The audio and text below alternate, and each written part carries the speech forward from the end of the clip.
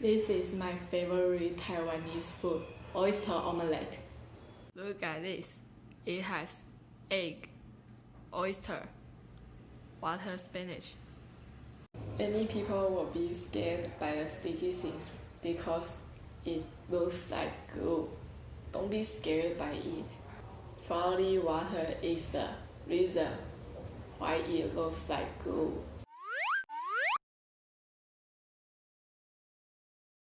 Have you ever tried gummy bears before?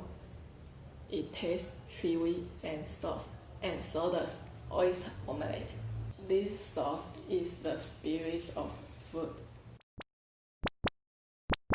It tastes sweet and salty. The vegetable is crispy and the oysters are fresh.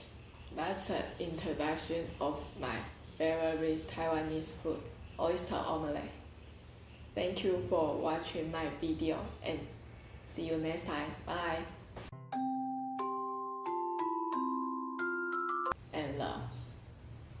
And the oyster is